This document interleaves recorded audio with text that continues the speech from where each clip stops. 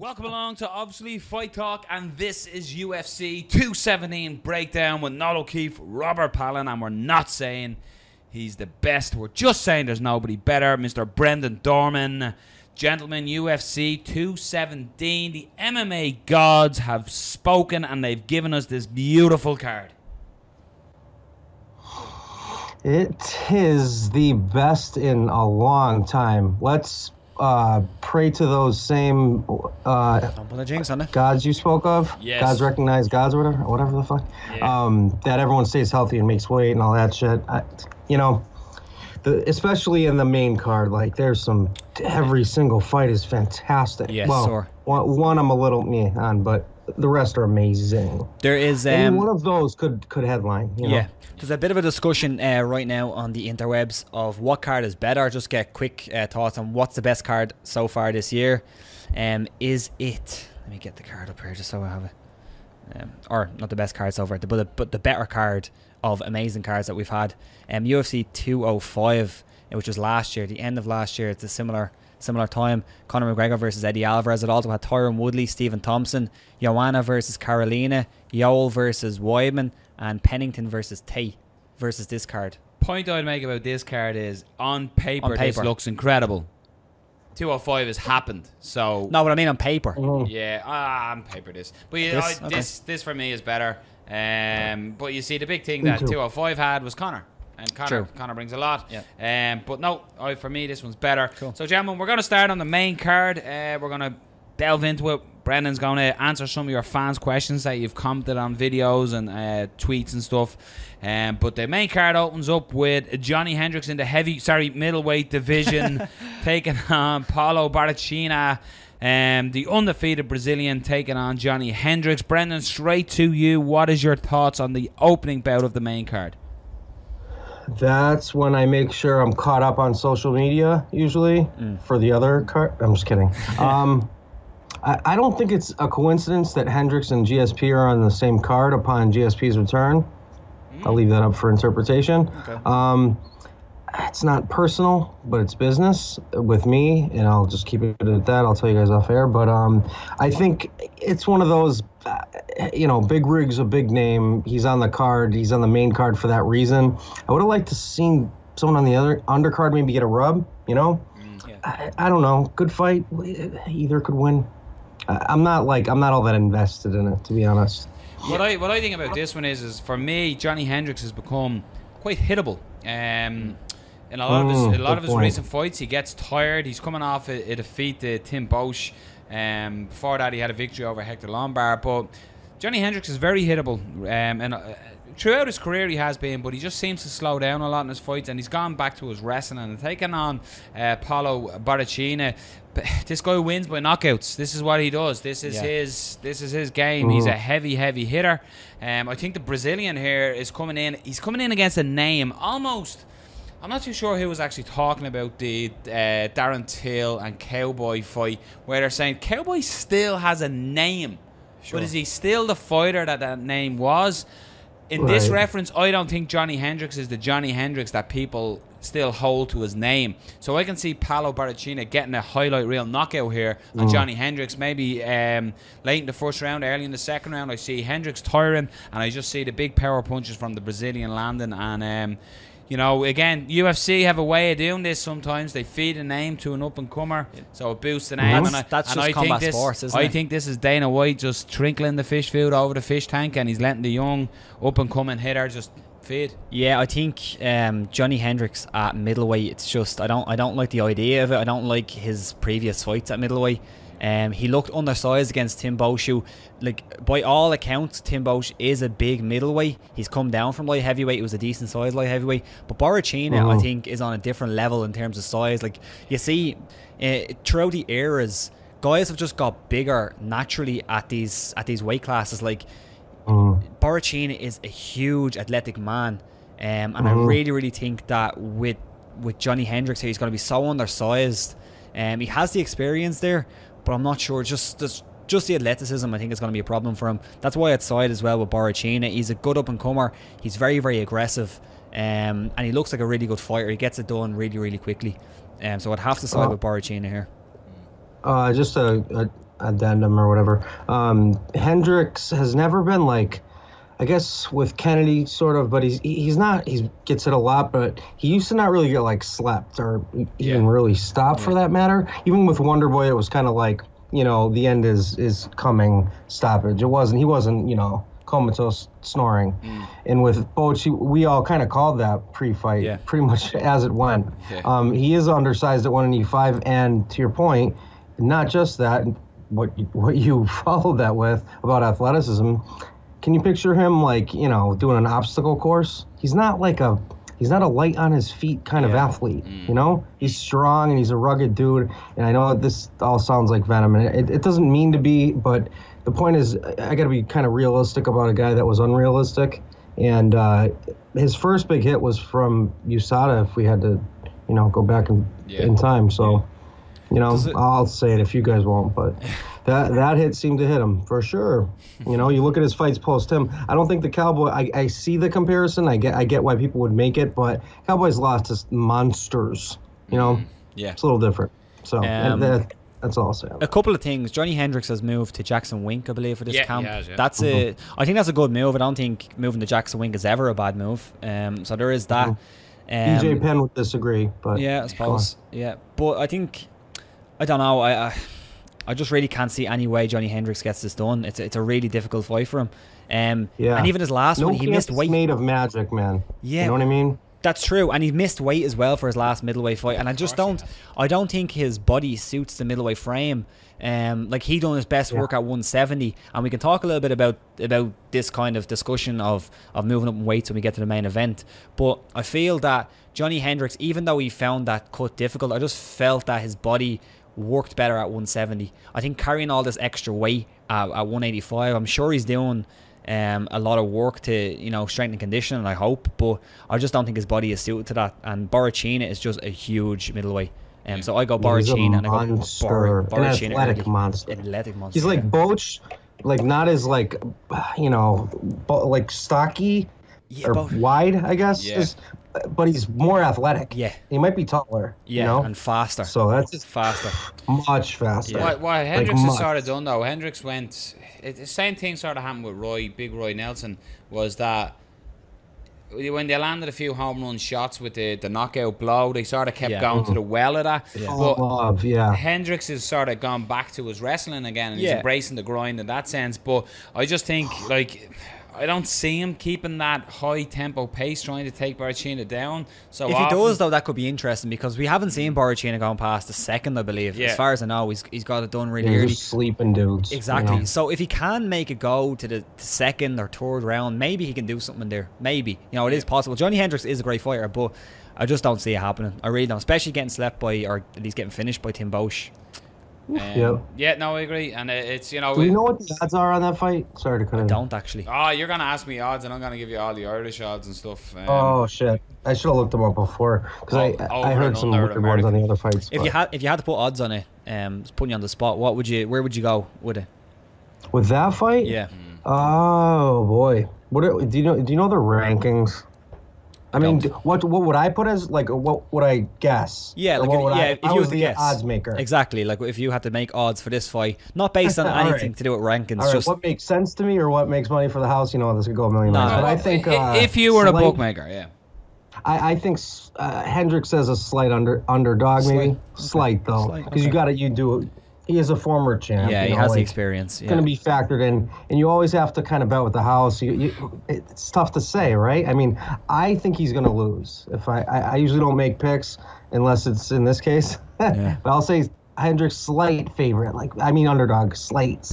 Like in our terms, like a plus 130.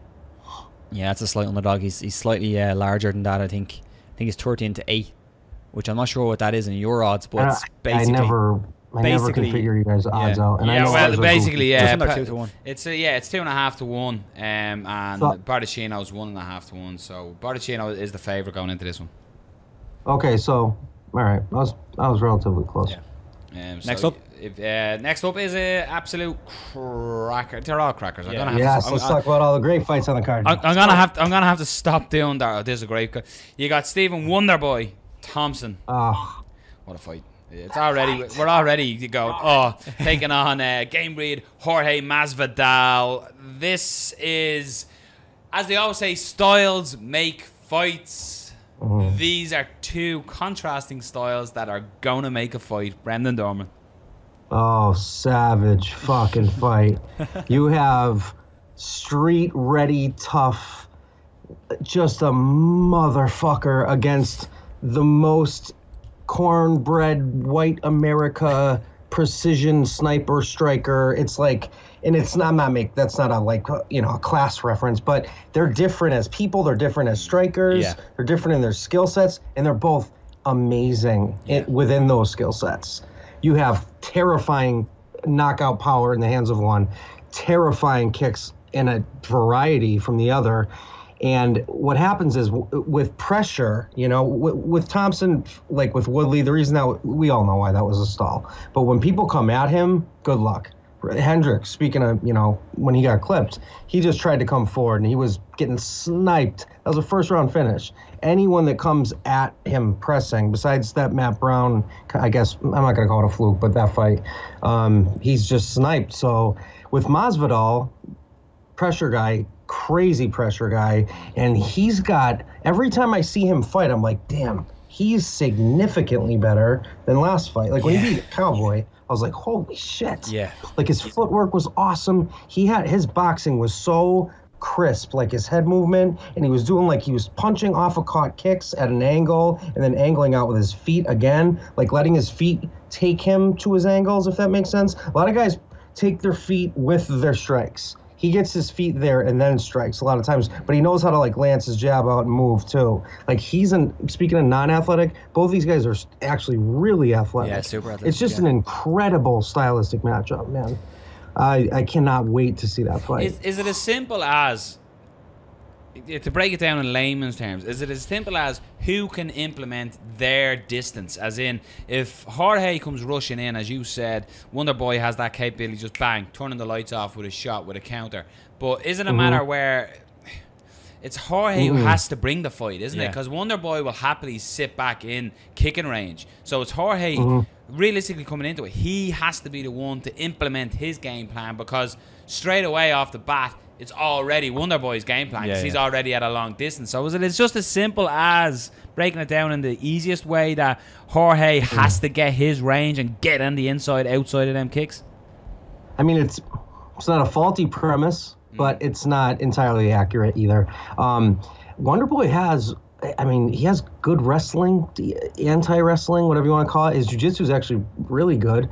You don't see it much, but he uses both of them in order to stand up. Yeah. Masvidal would be okay to take someone down if that happens, right? If he is smart in his game plan, and that's his plan, is to wear Wonderboy down, I mean, he's got a shot there. If he tries to play the distance game, he'll have to get in the right way, if that makes sense. Sure. And then kind of, because Wonderboy, even if back to the fence, he scoots out, he'll fake right and go left.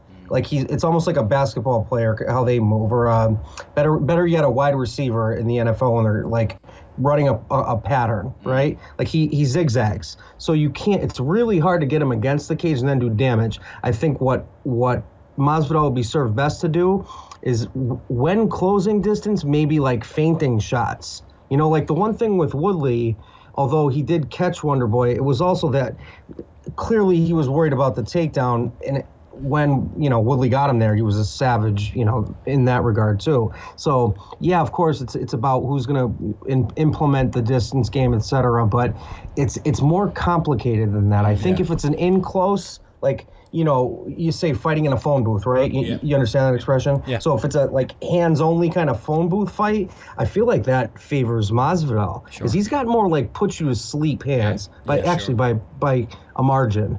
Wonderboy's variety is tenfold though. So you're looking at on the outside, you're looking at one fighter being much more dominant in Wonderboy. His length, whatever, the way he covers ground is incredible. What does Jorge have another guy? What does Jorge have to do to win? Go ahead.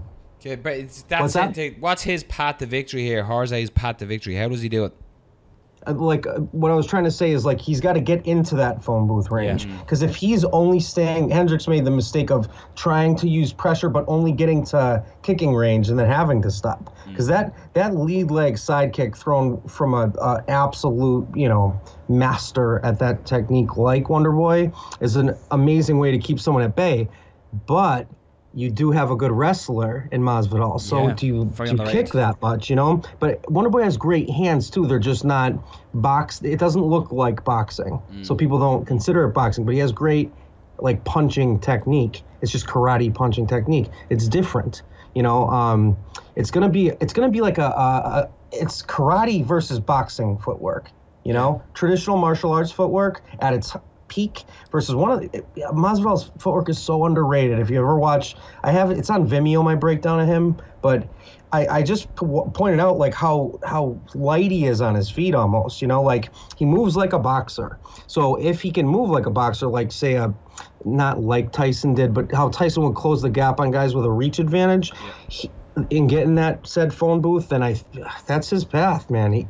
He can put you to sleep with like a kind of like what would look like a glancing little short hook, and he finds his spots too. Like he's a chin hound, The point you made of them being very, very different fighters, I was actually thinking about this when I was thinking about this fight. I was thinking about the way they've come up, and they have a very, very different way they've come up, a different way they've fought. They're similar in certain ways, but I love the analogy of, say, Stephen Thompson is like a classically trained, because you'll appreciate this because you're a musician, a classically trained musician, where Masvidal is like a guy who bought a guitar and just started playing it in his basement and just got good that way. And obviously he's had amazing trainers and he's developed it in a different way.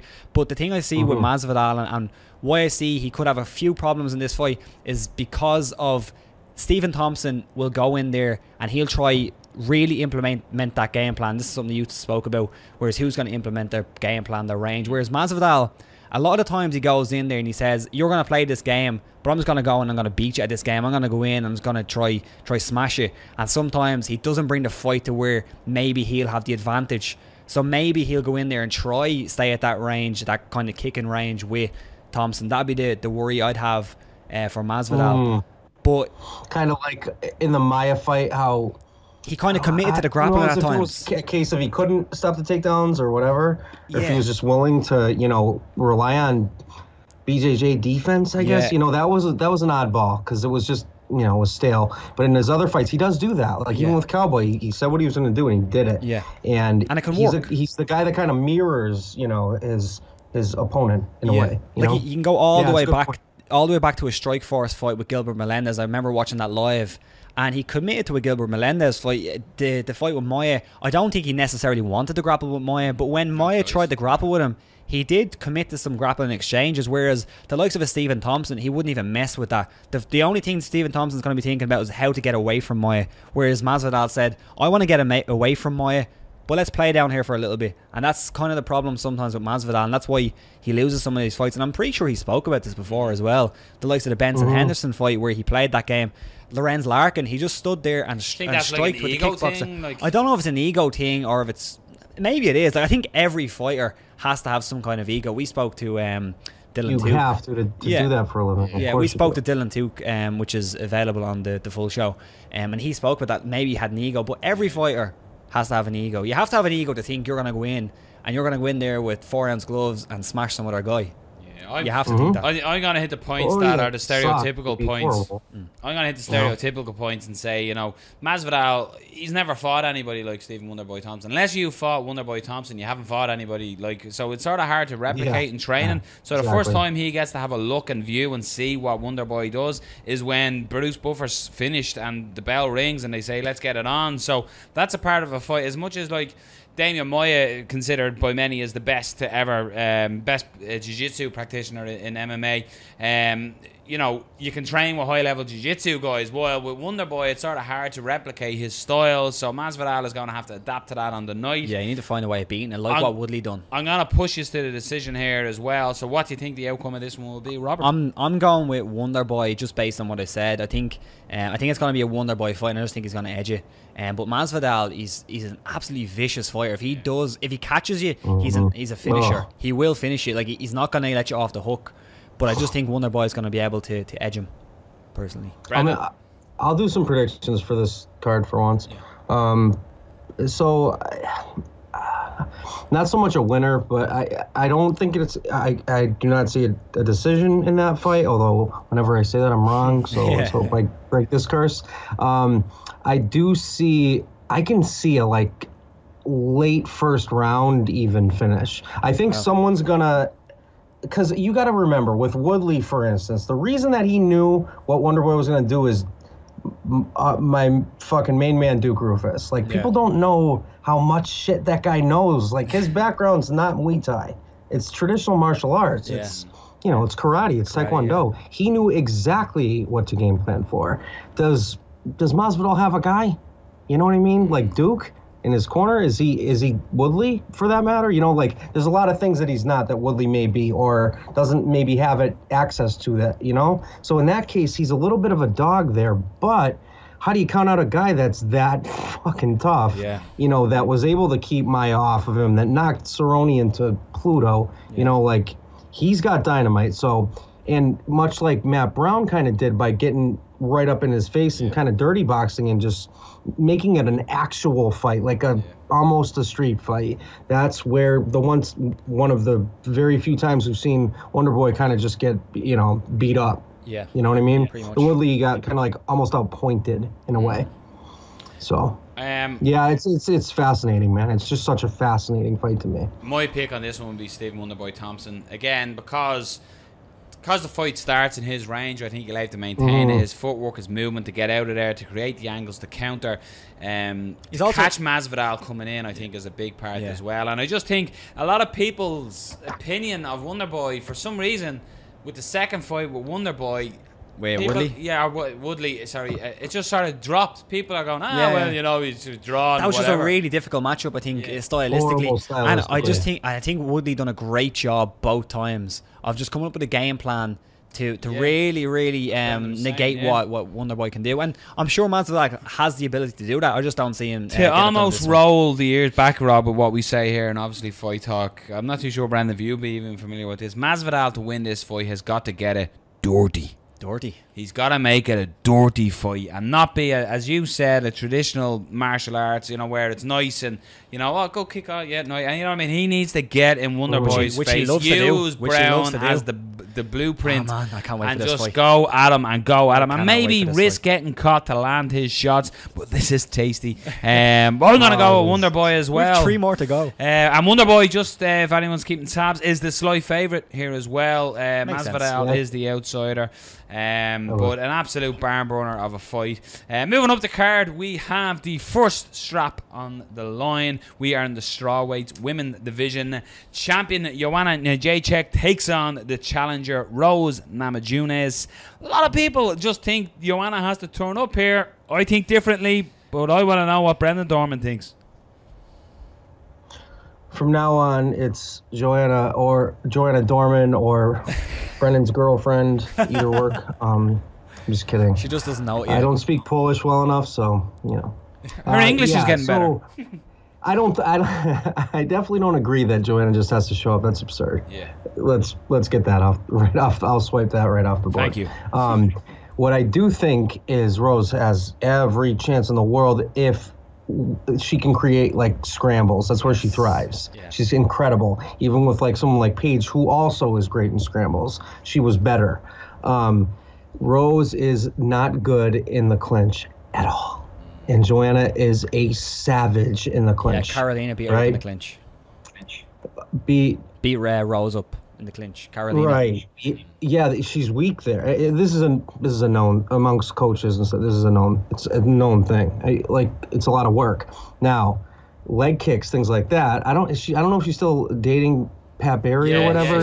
He's a savage of a leg kicker, so I don't know how much that'll necessarily come into play, but Joanna's striking is so fucking good, and she's so long with it. She's thin, so she doesn't necessarily she's not putting anyone to sleep necessarily, although she said plenty of stoppages just from being ridiculously fast and accurate. But she'll, as we saw with, what was the girl I was calling the Hulk's daughter? I lost her name. Claudia Gadelha, was it? Yeah. Or Andrade. No. Andrade. Yes, Jessica Andrade. Yeah. So like that, like, you know what I mean? She threw everything at her. I don't think Rose has that kind of chin. I don't think most do. I'll just leave it at that. But yeah, it's going to be a matter of can Rose pull something off in order to create chaos? Yeah. Because she rises from chaos. She's like a phoenix. You know what I mean? Yeah. Like, that's where she does best. She can win that fight. Will she? It seems we said this about DJ. It's like, is it too soon? Well, it's fucking always too soon. Yeah. You know what I mean? Joanna might be the best striker in MMA. Of course she's not gonna knock out a guy. So I hate when people she get knocked out by Conor, bro. No shit. Thank you. Yeah. You know, she weighs 115 pounds. Her technique, though, it is perfect. Yeah. She's phenomenal and getting better and better. And now that she's moved to ATT, don't be surprised to see incredible takedown defense or the like. Yeah, right? Yeah, what an incredible women's fight, though. Yeah, you just brought up Demetrius Johnson, and something that I was thinking about leading up to this one with Rose, and I'm not trying to compare Rose to Demetrius because I think there's not too many comparisons there, but one thing I do think is similar is in the ways that Rose has started as an MMA fighter. She didn't start as a kickboxer like Joanna, or didn't start as a grappler like Gadea, or I don't know what Andrade started as, but maybe an MMA fighter, but she really favours her takedowns and her boxing. She's kind of like a grapple boxer. An avenger. Yeah. But what I like about Rose, and you said it, is in the scrambles. She does things that not a lot of fighters at that division will do. And I think that's what will cause Joanna problems if it gets there. Like, she's not a person who will like be striking when she and just throw these silly takedowns. She really will try to blend everything. So I think that's where she could have some success. And that's why I compared it to Demetrius, because Demetrius is the best at that, just blending them together. So that's where I think she will have some success. But it's a tough ask against Joanna. It probably is too early. But I don't completely count her out, because what she done against Michelle Waterson, she ran over Michelle Waterson. And I was so surprised by that. I think I picked Waterson in that fight, and I thought Waterson would have done way better against Rose, but Rose absolutely trampled her, and it was a very, very impressive performance. The one word you used, Brendan, that I actually typed so because I knew Rob was speaking up, so quick, don't forget that, was chaos. You used the word chaos.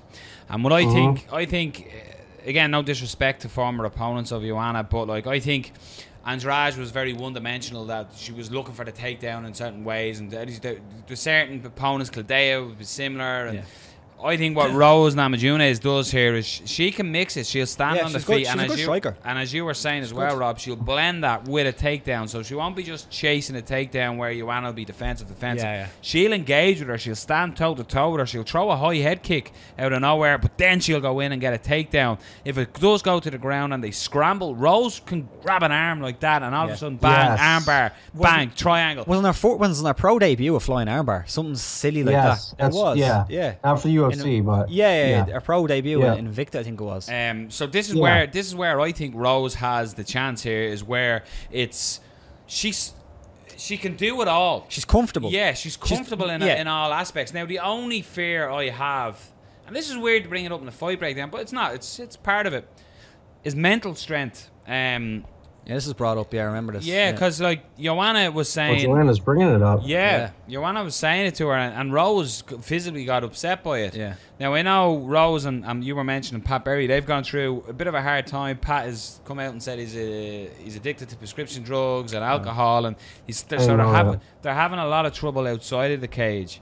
So with Joanna doing that, you know, it seems to be this could go either two ways. Rose is an emotional fighter as well, a very emotional fighter. So this is a part of the fight that, although it's all happening outside the cage, is brought into the cage. Yeah. So that's an aspect of the fight that I honestly think has to be looked at, and you could visibly see that Rose was getting upset and getting annoyed, and she got teary-eyed at one stage in one interview where Joanna was saying this type of thing. Good. So how does this affect her getting into the cage? We'll see, but like, she's coming up against the greatest female fighter probably on the planet. regardless of weight division. Ever. Yeah, so Ever. like absolute destroyer with joining AT. It's just again, And she's getting so much better. Like Yeah. if you look at her last fight, the takedown defense was amazing. Not just the takedown defense, but when she was taken down, she put herself in positions to stand back up. She immediately popped back to her feet. Like heel to hips, you know what I mean? Like whizzers everywhere. And she got blading creative. well. She was moving backwards, landing, jumping, fucking roundhouse kicks. She's absolutely an amazing She's fighter. Incredible. I want to touch on something real quick. When you were saying, I didn't know that, by the way. Is this recent with? Yeah, he was on the MMA Hour not too long ago. He was talking about they were sort of because he hadn't been. It wasn't seen, a year ago. In other words, he wasn't. Quasi recent. No, he wasn't in Rose's corner for. Yeah, one of our last fights. One of our it last could have been our last fights. one. I think it might have been against Carolina. He wasn't in the corner. Was it? Yeah. It was either against Waterson or Kovacevic or whatever way I'm messing up. Jesus. Yeah, Kovacevic. Kovacevic. What the fuck is that? Yeah. It's this Polish girl. No. So I'll make my point real quick. Yeah. So with emotion, right? God, there's this underdog element that you think exists.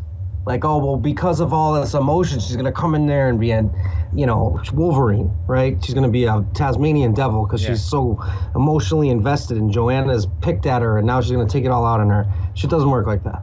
Never fucking works like that. When you talk to, like, a martial artist or whatever, and they say to me, like, oh, this dude's crazy, and that somehow equates to being, like, a good fighter, I'm like, I'll take the crazy guy all day over someone that knows what they're doing.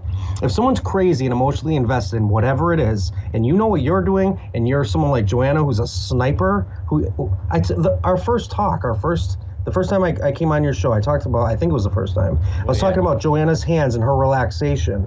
She cannot be shook. She's unshakable. Yeah. So it's not going to affect her. So if you get a little wild, intense, first of all, you're going to gas. Secondly, you're going to leave yourself exposed for her lightning fast jab to your face. You can only take that so much. So if she comes in that emotionally invested where, a comment made her cry on camera, that's not going to equate to good. Ronda Holly Holm. Yeah. All over again. You can't bring that into the cage. I don't care what your shit-talking strategies are or whatever, getting in someone's head. One thing you cannot be is in there all pissed off. Not at that level. No one does well like that. I mean, there's like very few examples. Maybe old Pride guys, because they help with Mexican supplements, but she can't be that emotional. Joanna's a fucking sniper. Anywho, that's my rant. Your pick. I'm going to go Joanna. I can't back against Joanna. Yeah. She's just incredible, what she brings. But the point I always make about Rose is that people who are just dismissing Rose Namajunas, I think is that's widely incorrect. Yeah. But Joanna is just, every time you look, it's like, when I watch Joanna fight, it's like when I watch DJ fight. Yeah. You're just watching 100%. It saying, I'm watching world class. She also, our setup seems to be world class too. Like the way she approaches the game, the training, everything just seems to be, it's surrounding her. It's her. Like she hits pads like it's, they touched her improperly. I know. She's so savage. Maybe I don't know. Maybe my head's in the wrong place. that was in fairness, with the current rate of Hollywood, it's a good comment. So not too bad. Oh, I hope that fucking snowballs, those creepy fucks. Anyway, she is savage. You're absolutely right. It's not just in the ring. It's not just this. It's not just that. It's not this, not that. Strength and condition. It's everything. Yeah. She's like constantly her. Yeah. I love all her water bottles. Yeah, You ever see all her water bottles when she's cutting weight and she did water load? Yeah, you're the champion. And it's all, you're the champ. She's nothing but a bitch. You're going to beat the shit out of her now. You're fucking awesome. The rumor is she'll put faces on punching bags and shit. She's out of her mind in the best way possible. We all love crazy women, right? Yeah. We know you do. I'm married to one. Yes, sir. Who are you picking? You saying Joanna? Oh, yeah, Joanna, yeah. All right, is it a clean slate, Joanna? Jędrzejczyk to get the win? I'd imagine so. I mean, yeah. Yeah. I try not to pick, but I'll pick my girlfriend at least, right? Co-main event sees grudge match. Let's be honest. There's no ifs, ands, or buts about it. Former teammates. Cody Garbrandt takes on TJ Dillashaw. Garbrandt defending his bantamweight title. This one has the story. It has the history. It has just genuine bad blood. It has team versus team. It's also got two of the best fighters on the planet duking it out. What are we thinking of the co-main? Oh, Jesus. I mean, we've been waiting, right? We've been waiting for this. We're talking about two of the very best fighters on the planet Earth right now that fucking hate each other fighting.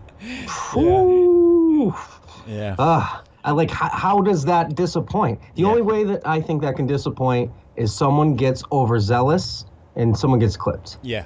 That's it. Yeah. Like a too early of a finish, like how I felt with Conor, although I felt like I got robbed almost in a way. And that's not taking anything away from it. But when things end fast, sometimes you're like, I want the like full your adrenaline story. Didn't get to adjust. You know what I mean? You have in one person more power, much better finishing ability. Their wrestling, I don't know. I haven't seen them wrestle, but they both are fantastic wrestlers. Right? We've seen Cody use it kind of more as a defensive tactic in a way, to then knock people the fuck out because he's just terrifyingly powerful at his size. I mean, I've never seen a 135er with hands like that, ever. And his footwork's fabulous, but in a different way than TJ's is a little more tricky, for lack of a better term. And he switches stance a lot and stuff. Better kicking game, I think.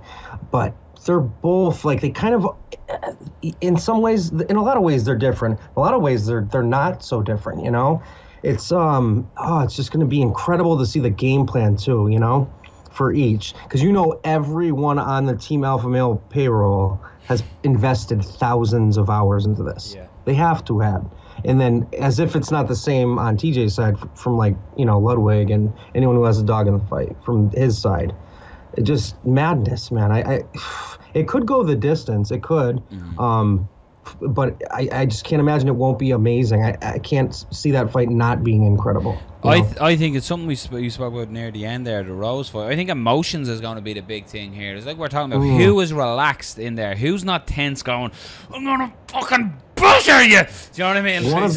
One of the two is a notorious hothead, but he seems to keep it pretty cool when he's fighting. In all fairness, the fight against, we're obviously talking about Garbrandt, the fight against Dominic Cruz, he went into that fight and I think everybody was saying, I'm not talking about Garbrandt. Yeah, well, I'm talking about Garbrandt. He said, Cody is a bit of a hothead too. I'm talking about Garbrandt. He went into the Cruz fight and everyone was like, man, he shook. Like all those interviews where he threw the earpiece down, he was like, I'm getting out of here, everything.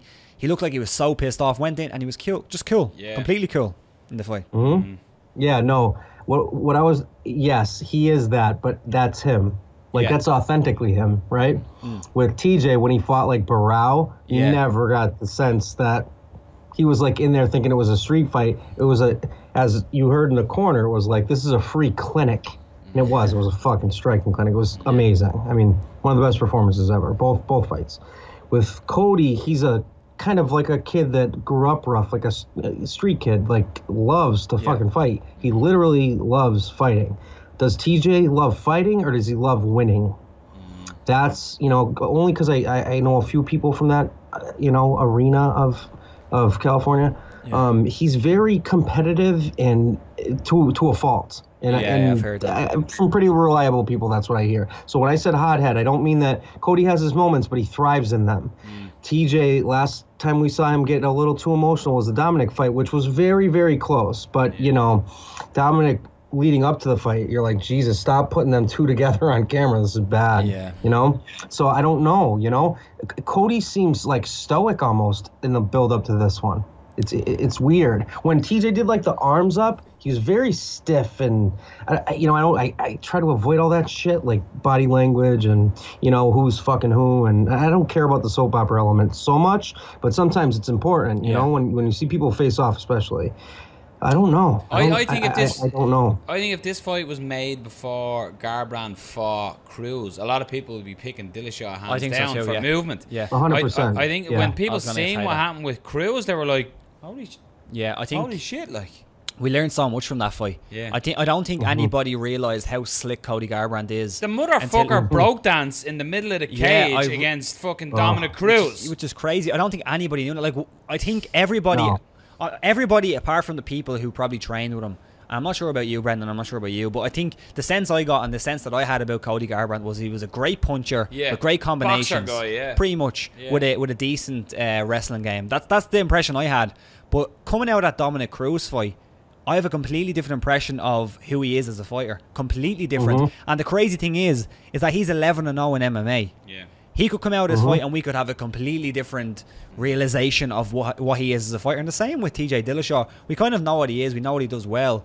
But we've seen how quickly he's got better, especially in a striking game, because when he came into the UFC, he came through the Tough House, and that's one of the seasons of Tough I actually watched, which is... Rob's a big fan of Tough. I hate Tough. But I watched that season. That was pretty much the last season I watched. I had some really good fighters. I had Dillashaw. I had... Dodson. Right.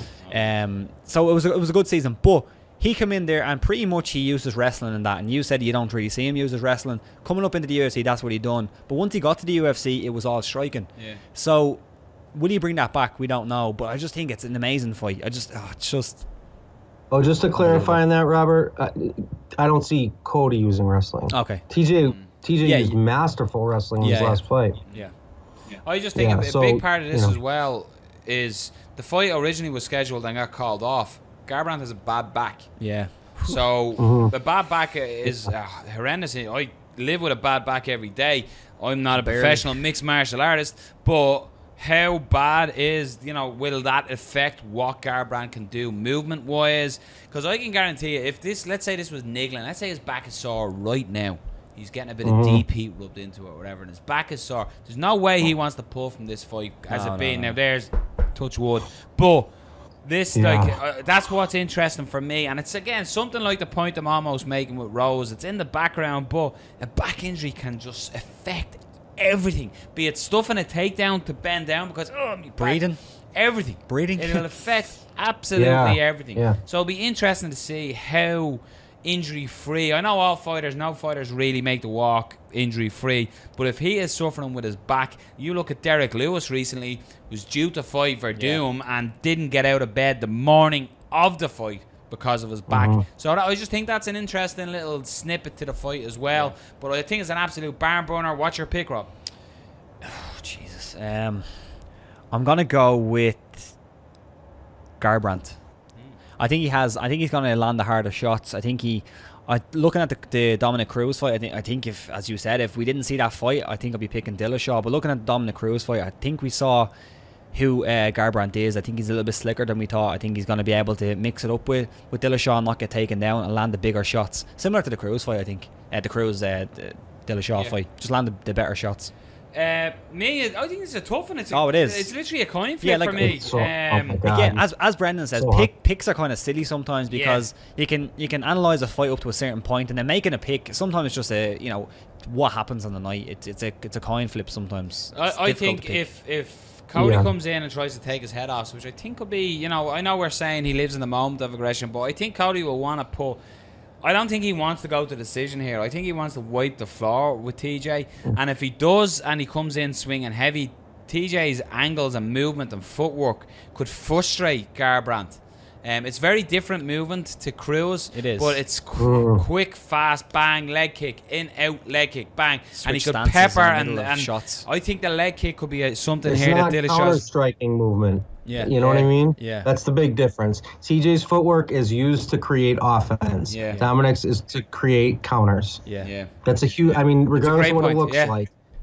Yeah, that's a big difference. And I think TJ's going to come at you. So to your point, that's really good that you brought that up because now it's got my brain picturing things going a little different almost. So I'm intrigued. It's a coin flip. Flip the coin today, I'll say Cody. Flip the coin tomorrow, I'll say TJ. But I just think if Cody comes out trying to prove a point and take the head off, and that could affect the outcome of the fight, and TJ could pick him apart. If you're pushing me to pick, I'm going to go with the champion. I'm going to go Garbrandt just because off the back of what he done to Cruz. I wonder what TJ's training situation is like. He's talking about creating his own team, bringing people in, and sometimes that disrupts training. So I don't know if he's settled, but that's another thing to think about. Same thing is happening at Alpha Male. Isn't Buckles is not the head coach? They're still there. He's looking. But I'm sure like Cody, because even if Buckles isn't the head coach, they're not going to completely revamp his whole training setup. But interesting, incredible fight. Incredible it fight. Is incredible fight. Any I'll final just say thoughts this: I won't pick a winner, but I'll say this. I think whoever comes with more of a surprise will be the winner. Yeah. I think grappling may be the difference, honestly. Okay. I think, I could see grappling being a difference. From what I hear, right, and I have some pretty good sources, I think, Cody's wrestling is much better than we know. Okay. I also hear, we know that TJ has phenomenal wrestling, but that his jiu-jitsu, like his submission game, is much better than we've seen. Okay. So you factor those two in. If either of those can implement either of those two things fast, because remember, like, Barao kind of early in the second fight was just trying to take down TJ when he realized, I have no chance standing with this guy. He was just shucking him off like nothing. Yeah. So we've seen some of it. He tried a rolling calf slicer against Lineker. That was pretty fantastic, even though to no avail. I don't think that guy feels pain. But if someone comes with like some semi-surprise of a game plan, watch out, because I think both of them are basing it on what they know of each other. Yeah. And in their head, they know each other so well, but do you? That was my point, is that, they've trained together, shared a match with one another, they've sparred, they've done everything together. So is it that, let's say, that bit of everything they've done together is here? Mm-hmm. What they've done away from each other is here. So they've done away from each other is what's going to win the fight. Yeah. What they haven't seen. It's a nice analogy. It's a great Perfectly fight. Said. Such a fucking good fight. Great fight. Sure, we've said that we've literally broke down every fight. Went, what a fight! I'd love some of the cut when we said, like, we must have said great fight about 20 times in the past 5 minutes. Speaking of great fights, the main event of the evening, something that I'd say when Brendan Dorman was going to bed every night, he was like, please let George St-Pierre come back. Please let George St-Pierre come back. Your prayers have been answered, as he pulls down something GSP related. Michael, the Count Bisping, takes on all-time legend George St-Pierre. It's for the middleweight strap. GSP has not been with us. Our TV's about to go off. In 4 years. You might want to hit that. Well, it's okay. Which one's okay? Oh, look at it. No, the pressure. Try this one. This is hilarious. Come on, George, help us out. While Noel tries to figure that out, imagine, because I'm a big pro wrestling, like an old school pro wrestling fan. I don't watch anymore. But imagine if you just made a huge heel turn and you turned around and you took it out and it was a Michael Bisping t-shirt. Yeah. How amazing would that have been? Oh, Gracie would be at my house tomorrow. Yeah. I'd be dead. Yeah. Never. No. Or like I lit it on fire and all of a sudden I just become evil. Yeah, exactly. Yeah. Like Spider-Man putting on the alien suit, the black for a second and you're coming back on. He's turning you off the TV. You're coming back on. But what a time for that to happen, just as we're talking big main events. I know, yeah. We'll edit this. No. We'll leave it in. As I was saying, you've been saying prayers and George St-Pierre is coming back. It is at middleweight, Brendan. So at middleweight, how different of a fight is this for George St-Pierre? We'll edit over that. There we go. I'll try not to laugh. Okay. Yeah. How big of a fight is it for how different is it for George St-Pierre at middleweight? How big a factor is that? Not. No? Okay. Let's get Longer into it. reach. Okay. Much bigger man, Bisping? No. Not that much bigger. Okay. He's wearing I think George is underselling, and I think Bisping's appreciating or underestimating. That's what I think. George is 5'11". I know him. I've been next to him barefoot more than 20 times. He's about my height-ish. He's got like a freakish reach, like 76, 77-inch reach, which is freaky. Yeah. That's longer. Bisping's is like probably 74. He's 2 inches taller. George looks fucking thick right now. Shoulders are like, well, I don't love that he doesn't look real chiseled. I'm not used to that. It looks almost a little weird. But maybe I have a feeling he's gonna speak. We were kind of talking about like surprises on the last fight, right? Don't be surprised to see old school Rush, all tanned up and shit. Getting beta males all pissed off, like stop watching their girlfriends. But if that guy shows up, man, watch out, because BJ Penn tried to do, and so did Nick Diaz, what Bisping is doing now, and it didn't go so well. It didn't work out so well. What would you... size, yeah. I mean, if it was Yoel Romero, I'd go, yeah, fuck. Size, man. But Bisping's not that big. Yeah. He's bigger, but, you know, I mean, George is, you know, he's a little bit smaller. It's not like it's Mighty Mouse, you know what I mean? It's not this crazy disparity. And I think George is much, much stronger. I think he's faster, too. Taking out the size comparisons, what would your thoughts be on people saying that this is the first fight for George St-Pierre at middleweight? What will his cardio look like? How strong will he be? I know we know you think he's going to be stronger. But what will his cardio look like, and maybe his speed at this weight? Yeah. Speed's going to be interesting because I haven't seen George live in years. Yeah. You know, since when he was getting ready for the Diaz fight, I believe, was the last. It's been years. Yeah. So I don't know. You know, I hear good things. I've also heard through like back channels some negative things, but not from my people that I trust. So I don't know if they're true. You know, I don't know how true they are. I know he has not stopped training at all. So you know, what does that say? I don't know. I don't think he's maybe making as crazy of a weight cut / difference as people might be thinking. You know, he might come in at like 184 to prove like the Mayweather-ish kind of thing. Yeah. Might come in a little lighter. I feel like he's underselling himself on purpose. If I know anything about George St-Pierre, is that he's fucking smart. You know, so maybe he lost an edge in speed. Maybe not. Maybe he's, you know, it might affect. I don't know. That's impossible to say. I could guess. You know, I'll guess he'll be a fraction slower at least. I don't think he's not going to come out there and look stupid.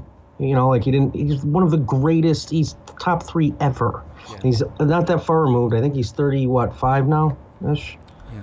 Does it give you any... never stop training? You know what I mean? That's true. Does it give you any concern that I know one of his mentors, Christoph Madu, came out and said, he said he'd come out and he said that he isn't looking good in training, doesn't want to be involved. Does that give you any hesitancy to pick George or to say that he's going to look good at this way? No, and I'll tell you why. Because that guy hasn't really mattered in 15 years. He came back for the Hendricks fight only. Yeah. He had been gone all the way going back to Sarah 1. Yeah. Maybe. That guy hasn't been around. That was George's guy he looked up to because he was a badass in the underground MMA scene of Canada and stuff. I know these people. That guy's a shyster. I don't give a fuck what he has to say. If John Danaher said that, I'd be like, fuck. John Danaher is saying the exact opposite. One guy I trust, one I don't. What's that? I just said John Danaher while he was quoted saying that he was wearing a rash guard. He never isn't wearing a rash guard. Yeah. That's true. That's not bullshit. When he's taking off a rash guard, there's a rash guard under the rash guard. Yes, absolutely. Yeah, absolutely. That's all true. That's not a rumor. But like for me here, like a lot of people, again, we spoke about this. We done a must-watch fights thing for November, and this was on the list, and we talked about the new age MMA fan, the modern MMA fan. They don't know who George St-Pierre is, and the UFC have faltered a little bit of reminding the older fans that may have fallen away from the sport, reminding them just how good George St-Pierre is, and what he offers. But this is a weird one. I'm certainly not comparing George St-Pierre to Chael Sonnen, okay?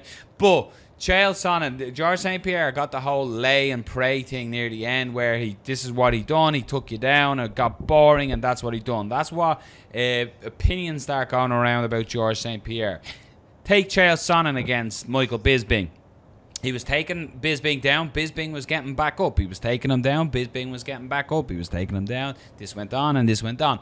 Chael Sonnen got the nod. A lot of people thought it could have went the other way. I thought it should have went the other way. But personally, was this a blueprint in what potentially George... Because Michael Bisping has talked about his defense and stuff like that, but he can be taken down. He gets back up. My point comparing George St-Pierre is 9 times out of 10 when George St-Pierre takes you down, you stay down. Is that something that we're going to see? You mentioned we might see the George Rush St-Pierre, which was spinning backflips and failed backflips after winning fights. But it doesn't need to be that. I just mean aggression. But do you see that being the game plan? Is get Bisping down, take him down, beat him up on the ground, or do you think George will want to stand? 2 things.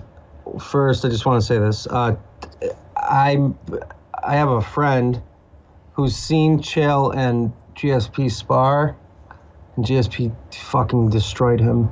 So this friend, it was very convincing, allegedly.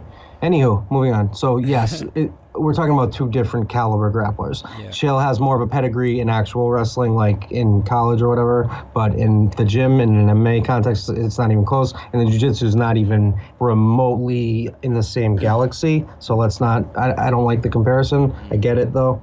Will he stand with Bisping? Sure, I've seen him stand with Wonder Boy in the gym. Yeah, fuck yeah, why not? You got to remember that George fought all these savage killers that were juiced to the fucking gills, that were knocking everybody out. Nick Diaz, man. I mean, he stood with him and got better in the standing exchanges. People talk about, he took him down and then, he was attacking from the back, and everything he did was surgical and precise. And he outstruck him like a motherfucker standing. Carlos Condit caught him with a really tricky kick, which that's all anyone talks about with that fight. Not the 4.5 rounds of dominance that GSP had. It's the one kick that he landed, right? Thiago Alves. To be fair to Carlos Condit as well, George St-Pierre has been quoted as saying that's the hardest he's ever been hit in his career. Oh, it was an amazing kick. Yeah. My point is, people are always looking for chinks in the armor of the king, right? Is this not the case? I agreed. I agree. So we've covered. As a closing on that sentiment, yes, he always has. Bisping has fantastic boxing, fantastic MMA boxing, and some power in those hands. Maybe not as much as some people are selling it as, and I don't buy that he's knocking out 85 sparring partners every day or whatever. But he'll set up his takedowns with his strikes like he always has. How he fights. Yeah, the big difference I find technique-wise with Chael Sonnen and GSP, because that's immediately when I thought of this fight, I was like, okay, let's find the last good wrestler that Bisping has fought. So obviously you think back. I watched that on Fight Pass today, by the way. So you guys aren't. I'm thinking just like you. I just want to be clear on it. Yeah, but the big difference, and I think you said it, is they're completely different fighters. They're completely different in the way they use their takedowns. George St-Pierre very rarely gets a takedown at the cage. Very, very rarely. And if he does get a takedown at the cage, he scoops them out. It's a single leg, and he turns them around, and they're not even near the cage. Or he'll do the judo scoop double leg, where he pulls his own hips out. Exactly. Yeah. And then he'll move around, get them away from the cage where they can stand up. Whereas Chael Sonnen, takedown against the cage, Michael Bisping has the cage to get straight back up. Every single takedown. There's no moment where... And he doesn't pass. George, takedown pass. George, straight away takedown pass. Amazing passing. His passing on top as well is like... It's crazy. As good as anyone ever. Yeah, it's crazy slick, and it's insane. He covers all bases, meaning he'll block a hip. He'll block everywhere where somebody can get their guard back. And once, if you watch... I heard someone did a breakdown on that. Yeah, I heard. And once George St-Pierre tries to pass, and if a guy gets back into full guard, George will strike in between where the guy is trying to get back to full guard. Every time. It's really slick if you watch it. So I think that's where he's going to have problems. If you understand what he's doing, it's incredible. Exactly. It's incredible. So that's the big difference between Chael. Okay. And we've thrown blockades at George St-Pierre. Okay. He ain't the champion. He's the challenger. Yeah. Michael Bisping is the reigning defending champion. Bisping. Oh, don't be so European. How does he win? How does Bisping win? Yeah. He eats Lucky Charms. He's from England. He gets lucky. It wasn't an Irish reference. Don't be so sensitive. No, gets a little sensitive. No, he can win a lot of ways. You can catch him. 100%. You know? Yeah, he has really good takedown defense. I don't know that he can do it. But if he lands, man, he put Rockhold. Has he? I don't. Well, Vitor, when he was taking elephant steroids, knocked him out like that. But he knocked him the fuck out. Straight up. I mean, power, and it was done right. It was technical. Yeah. People can call it a fluke all they want. That was technical boxing, and he was doing all the right things a traditional stand-in fighter does against a southpaw. Yeah. George can fight from both stances. He doesn't do it often. Yeah, he can knock him the fuck out in the first round. Of course he can. Bisping's very good. In post-USADA, he's really, really good. Yeah. People got to stop judging him on the pre, because he was probably the one guy that was being honest about his cleanliness. And it shows in his record. I mean, the Anderson Silva fight had some goofy moments, and he's had a couple layups. I think the Dan Henderson fight was kind of bullshit, but, yes, he can win on his feet. He's not winning that fucking fight on the ground. Yeah. He's going to win that. If he's going to win that, it'll be with his hands. There's no other way. I think one thing you have to look with Bisping is obviously he's comfortable at the weight, and he has an incredible gas tank for this weight. So if he can try get a lead early and try box up George, he could have some success. That could be a problem, obviously, with the wrestling. And George is a great striker too. And I think there's a couple of questions we'll get to about like the jab and stuff like that.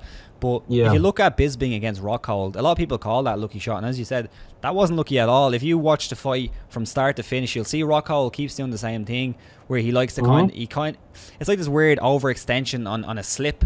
And then Bisping read it, and he landed over the top, over the shoulder where it couldn't be seen, and landed the big left hook. It was lovely. So Bisping has amazing striking. It's just not flashy. It doesn't, like, if you look at Rockhold, he has flashy striking. But if you look at Bisping, especially in the Anderson Silva fight, where he outstruck Anderson Silva with just really basic standard boxing, and it was beautiful. Yeah. Yeah, he slips well, like he slips punches pretty well, especially now. Like Jason Perillo is like an unspoken guy. A lot of people don't know him as a striking coach, but he's incredible. And I don't totally know his background. I think it's in boxing. In fact, I'm pretty damn sure it is. But since he's been working with him, or whatever's clicked in the last like 2 years, he has that. You know what? It's very much like Cody, and I know they're kind of like, are they beefing in the media or some bullshit? Cody Garbrandt and Bisping. I think they're having a little. Oh yeah, there was saying we should be the main event. Yeah, stop plucking your eyebrows or something. Yeah, you should be the main event. Stop talking shit. Yeah, something like that. Yeah, it's kind of lame. Yeah. Whatever. You know how I feel about that shit. But their styles anyway, minus the wrestling. As far as like the way that they have like this MMA boxing style is similar. Cody being more powerful for his weight class, of course, but it's not. Cody's not. He throws crazy shit. I say this about Conor too. Like they throw these crazy things to then set up traditional things. And with Bisping, he throws kicks, but like it's all really in his hands, durability, and as you said, like his endurance is ridiculous. Yeah. And his chin too, for the most part. He's had a couple flukes, but. One big thing that we have to point out and talk about. I know some people say ring rust isn't real. 4 years. 4 years is a long time. 4 years. The game. I know he's fighting Michael Bisping, who was in the game that time, but the game has evolved. It's changed. Everything, to the dance, to the tempo of fights, it's all changed. The system is all upgraded. Everything is slightly different. To the simple things, the weigh-ins are early morning weigh-ins. George St-Pierre has never done that. He said he didn't like it either. Yeah, he didn't like it. He spoke out about that. He didn't do it. Then you do the why though. Then you do the ceremonial. Why? He said, I don't know why he said that. Sorry, no, he said he didn't like the early weigh-ins because he believes that it's not going to stop people or make people healthier. It's going to make guys be able to put more weight on, so they'll cut more weight and they'll be able to put more weight on for the fight because they have more time to rehydrate and stuff like that. He's right.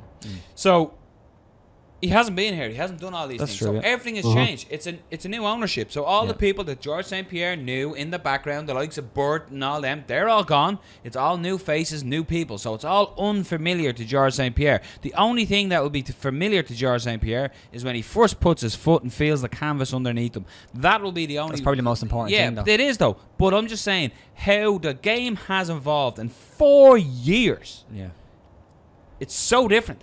How big of an effect is that going to be on George St-Pierre? Well, I'm going to use a few little like inside things without telling Jim stories, but I do have I have insight into this particular fighter, right? So why not share what I can and be a little safe? Okay, George has been active this entire time. By active, I don't mean he goes to the gym and hits pads a little bit. He spars hard. Whenever he's in New York, he rolls with Gary Tonin, Gordon Ryan. We're talking about some of the best jiu-jitsu no-gi practitioners on planet Earth. He calls John Danaher every day to talk about fighting, essentially just fighting. John Danaher is a genius. We all know this, or Renzo. he's training with Freddie Roach. He's going to have him in his corner. Yeah. Faraz is a fucking genius, and I love that guy. As cool as they come, he's very much another Danaher disciple. Ring rust. Dominic Cruz kind of like proved it wrong twice. It's real for some. It's not real for others. Unless it's a caught up in the moment ring rust, I don't see it being a case. I just don't. Not with him. He's been more active than anyone when they're outside of the sport than I've ever seen. I've never seen someone that active. Now, my second point that I want to make that's kind of an insight into him is that George left, and I've been saying this since he left, and I was right as to why, right? He's come out and said the steroid thing, right? Yeah. Right? Okay, so I said that, 4 years ago it's been about 4 years? Mm-hmm. Everyone was like, yeah, right. Everyone dismissed it. Oh, I just happened to be right. Not because I'm a fucking soothsayer, because I know, you know what I mean? I talk to people. So there's that. So now Bisping has predicated upon USADA or whatever, stricter drug testing, has thrived. George, by all accounts, he did voluntary VADA testing for 3 fights, maybe 4. He's gone under Olympic testing. This isn't a first. So that combined with the fact that he stayed in shape and stayed sparring with really, really fucking good guys, including Rory, and I've seen them spar, and I don't want to say too much there, but we just saw Rory decimate someone. We won't mention his name. But so let's keep all that in mind. Paul Daly. All that shit matters. Like it matters. It just does. Will he come out flat-footed and look terrible? Maybe. I don't know. I haven't trained with him in a while, but I doubt it. Pick time. Oh, does that help? Does it at all? Yeah, like I've been with Michael Bisping. I've picked Michael Bisping in my head for the longest of times. Like just picked him. When I was watching more George St-Pierre fights and more Michael Bisping fights last night, ahead of this, I start getting swayed. And I'm going GSP. I'm going George St-Pierre. I understand why Michael Bisping is the favourite, and I see that. He's not. He should be the favourite. Well, okay. I understand why Michael Bisping is the favourite amongst most people who are making predictions. Mm-hmm. Okay, because maybe in the bookmaker has a different. But every video I've watched James Lynch's, who's been on this podcast. I've watched James Lynch's pros pick thing. All the pros are picking Michael Bisping, and I completely understand that. George St-Pierre's been out for so long. Michael Bisping's on a hot streak. George St-Pierre is moving up in weight. It's difficult, but I think based on the different style takedowns, he's going to be able to mix it up. I think striking, is pretty even. I think Michael Bisping may be able to inch him in boxing, but George St-Pierre is an incredible boxer too. But I'm just going to go with George St-Pierre. I just have that feeling. I'm going to go with George St-Pierre. I'm going to say a decision, but I wouldn't be surprised if he finishes him by ground strikes or some kind of submission. Might be crazy. But. Brad, did we even need to ask you? Well, yeah, because I'd like to say why. Yeah. Yes, I think history will be made, and I think it'll be a smart game plan. Don't expect an early finish. First round might be a little slow. Yeah. Second, even. But George likes to tire people out in subtle ways that you don't kind of see and then explode, because he's always had an incredible gas tank too, by the way. And he's still able to do all the Olympic shit, like the gymnastics. If you've ever even tried that, know how hard it is. He's a savage. He's a freak fucking athlete. I agree with you on how and why, but I also want to mention Bisping has always got caught, when he gets caught, by like blind strikes, right? Yeah. So when Rockhold caught him, it was a question mark kick with the lead leg over his shoulder. When Henderson caught him, it was a fake low overhand. They're all blind strikes. Vitor kicked him in the head, right? Yeah. And that was the one that made him like Muddy Mud Skipper with his eye and shit. Wasn't that the one? Yeah. Is that not nice? I'm sorry. So all of those things are all things that George can do. So a head kick like Matt Hughes the second time they fought, don't be surprised by that either. But if it goes to the ground and George yeah, he's gonna cut right through him. And the other thing is he's been working with those savage, with what all those the Danaher Death Squad they call him, right? Yeah. He can submit the shit out of him. I see, or elbow his face off. His transitions are that good on the ground. Yeah. If it gets there and it stays there too long, fight's not gonna last very long. Yeah, of course, I have rooting interests. Everyone should know that, and I don't normally make picks, but I'm talking about a good acquaintance, if not a friend. I think he wins by, I'm gonna say in the third or fourth, maybe late third, early fourth on the ground, either by stoppage or by submission. But I did want to mention the high kicks. Noel is in his head. He's torn. I can see it. Yeah, I'm on the fence. I think the big thing as well on this one is GSP's jab. The way he utilised the jab, and obviously Bisping has a great jab too. We're talking about bad eyes. What he done to Koscheck. Oh my God. It wasn't by accident that I'm mentioning all that. I think Bruce Buffer is going to say, and still the UFC middleweight champion, Michael the Count Bisping. Sure. The reason being, I know you're saying he's staying active, but I was, as you're talking about active, I'm thinking, right, can I think of an analogy that's not blue? And I'm like, we can all... Sexual? Yes. We can all... practice, but when it comes to match day, it's a different thing. And I just believe that Bisping at the moment... Come on! No, he was John Holmes before. It's not... Stop it. I just think Bisping at the moment, you look at the names of fighters, right? You're saying Dan Henderson was a layup. Don't forget to ride a bike. Luke Rockhold, Anderson Silva. I just think that Bisping activity in the cage is a big thing here.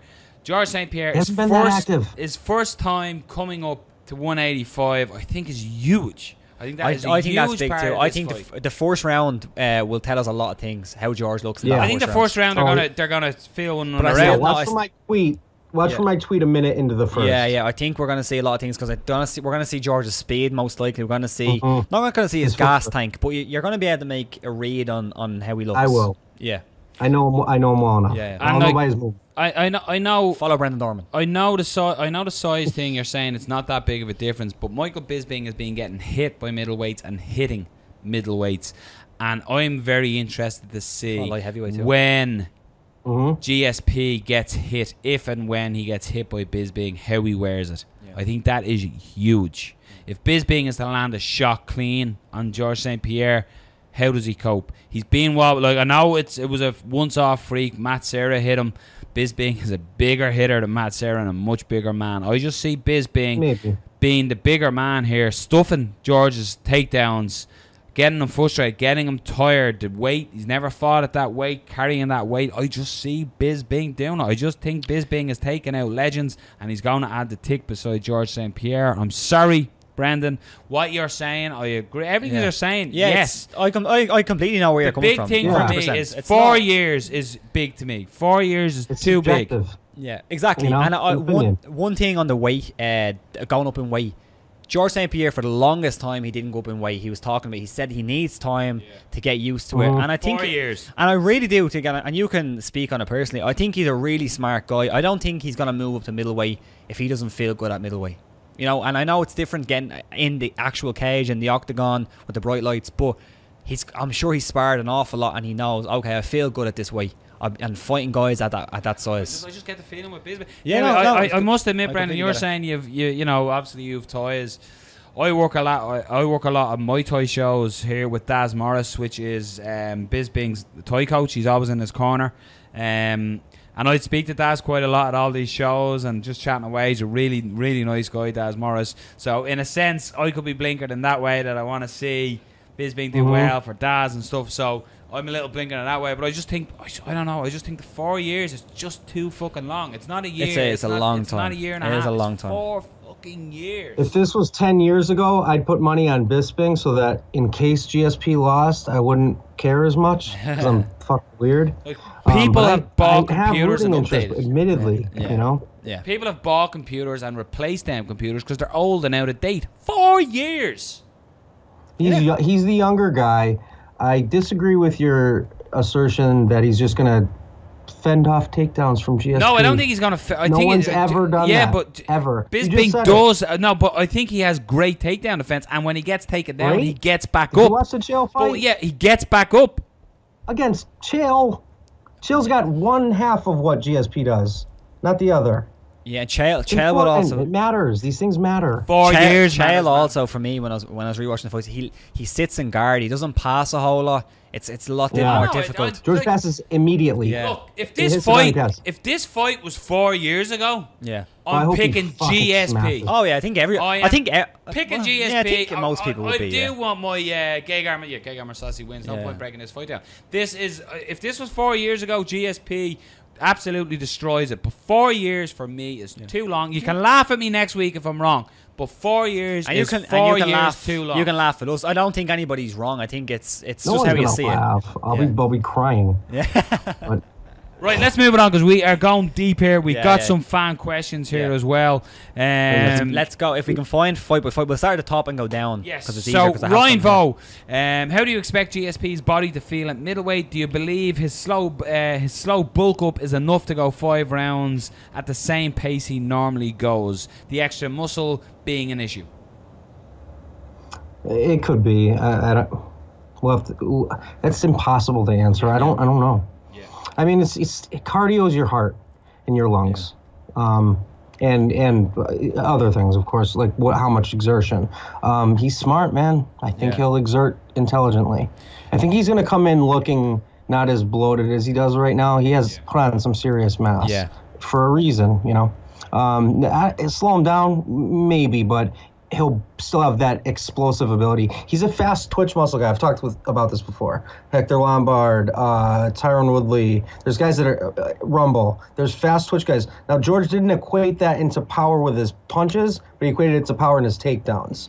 He's fast twitch, explosive muscle. So, it won't be the same pace, but he'll have the same explosive ability. I know it sounds a cop-out-ish, but that's my, I don't know. It's the best I can answer that. Another question, Jorn0607. Will Bisping be able to deal with GSP's jab? Love your breakdowns, by the way, he said. Thank you, love you too. Will Bisping be able to handle GSP's jab? Yeah, and then even vice versa, because that's an interesting one. Yeah, Bisping has a really good jab too, and really good boxing. The thing that George is a little different is feints more and better, and he has more threats that predicate off the jab. I've stood in front of George, and everything he does looks the same when it comes at you. Nice. So when he goes to jab you and when he goes for a double leg, he sells them so well that as when you're standing across from him, they look exactly the same. Yeah. Used to, 4 years ago, way back in the day, bro.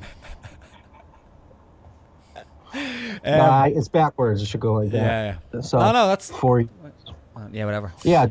So can he? Yeah, I mean, he could, but I think George has a better jab, and he's got better. He dictates range better, and he has more threats off of the jab, and it's on. I think his squirrely eye.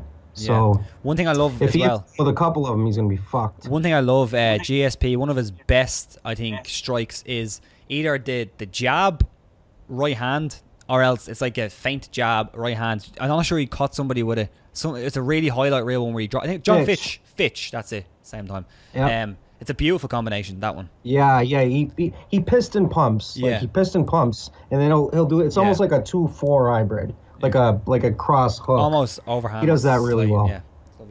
Thomas Day Double jabs too. Thomas Day asked a question on YouTube as well. If you were training GSP for this fight with Bisping, would you rather he bulked up in weight in order to help negate the size discrepancy, or stay light so he can keep advantages of speed and agility?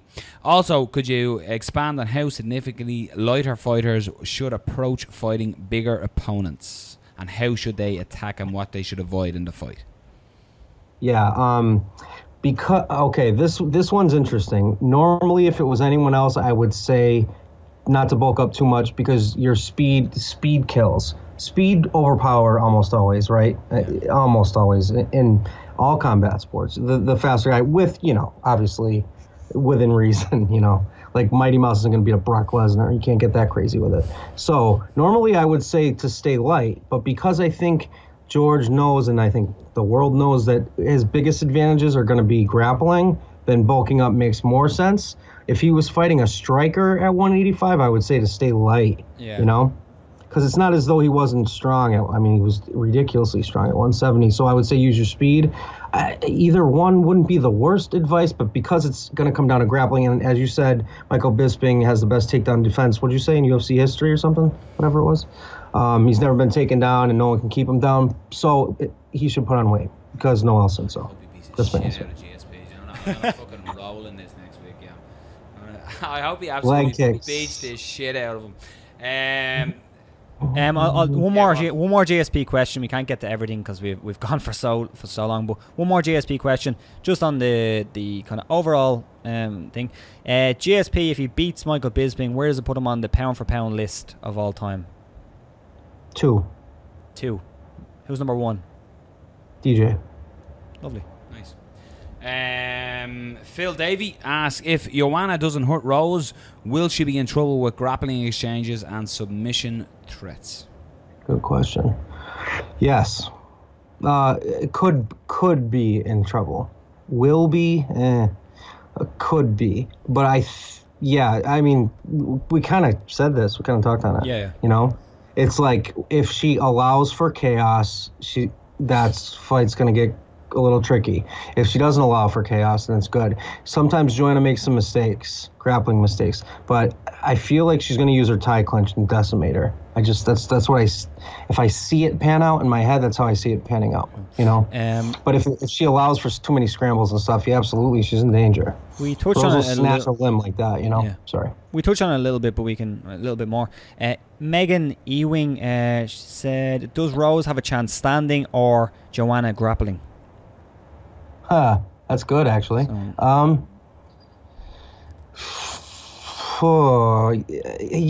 a little bit, like a 2% on each. Yes, okay. Not much.